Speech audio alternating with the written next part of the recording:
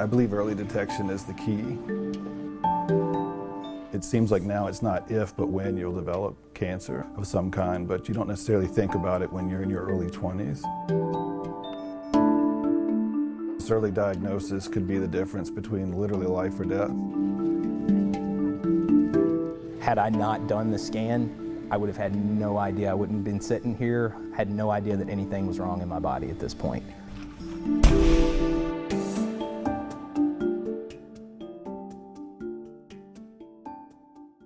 As firefighters face a greater risk of cancer, some are taking a proactive approach to try and find issues early. Finding it early can mean the difference between life and death.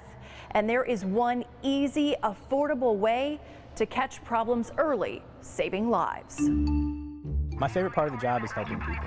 I do get a sense of accomplishment when people call us on their worst day of their lives, and we can come in and we at least try to make their day better, or make them better, take care of them, or save their lives, save their property. I'm Justin Ratcliffe with Roanoke County Fire and Rescue. My dad, he's been a volunteer firefighter since the 70s, as well as my uncle. I grew up visiting my dad at the firehouse a lot, sitting around in the trucks, and it's kind of what I knew that I wanted to do. Obviously a lot of risks when you're a firefighter. Talk to me about that. It's inherently dangerous on the job and off the job too.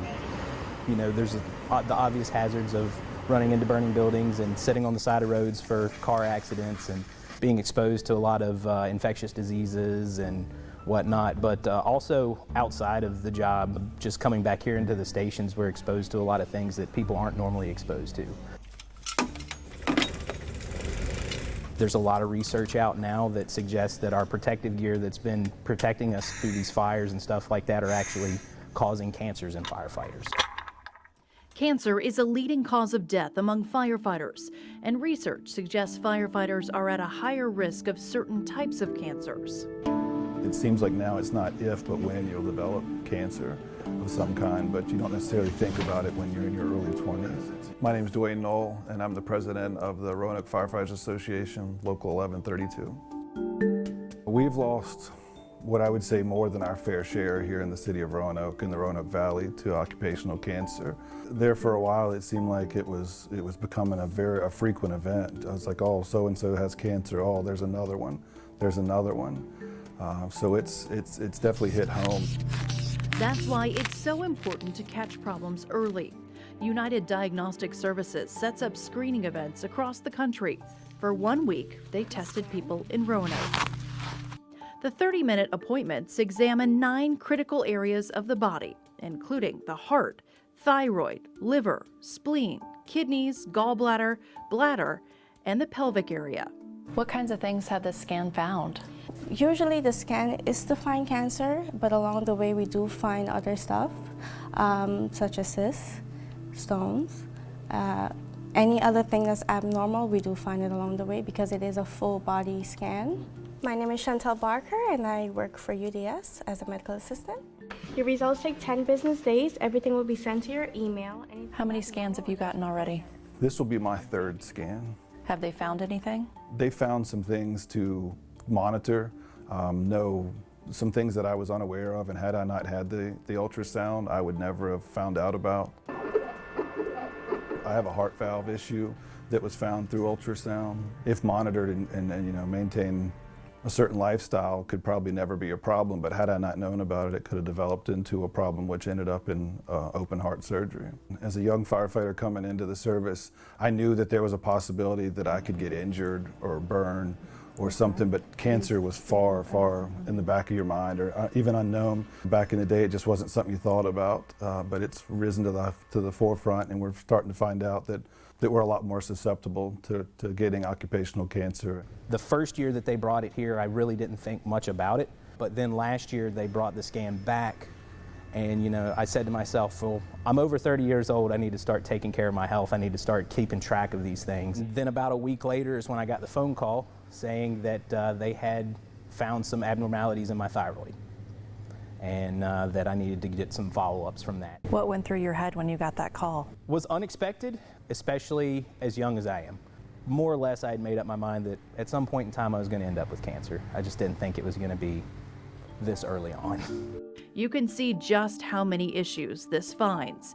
UDS reporting more than 40 cancer detections in firefighters in less than 2 years. It seems to be thyroid cancer is becoming fairly prevalent in the fire service, and thyroid cancer is typically one of those that it's not early detected unless you go looking for it. It's not something that's going to show signs that cue you in until it's advanced. And these find other problems too. Across 76 screenings, there were more than 8,000 findings that needed action, like heart issues. Not all of the issues are life-threatening, but they do need follow-up with a doctor to do more testing, monitor a condition, or create a treatment plan. This is cheap, it's accessible, talk to me about just how easy you're making it. It's low cost. Obviously, we'd love to see our city council and our city support this endeavor to do these cancer screenings on a yearly or a biannual basis or whatever they see fit just to bring this company in to do the cancer screenings.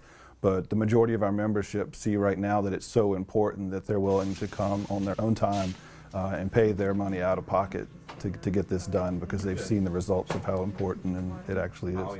What does it mean to be able to do this for people that put their lives on the line?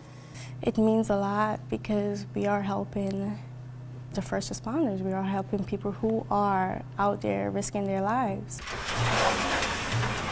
My fellow firefighters here have come to me and said, hey, we've heard what's happened, we've heard what's going on, and they've said, I've signed up because of what you've done.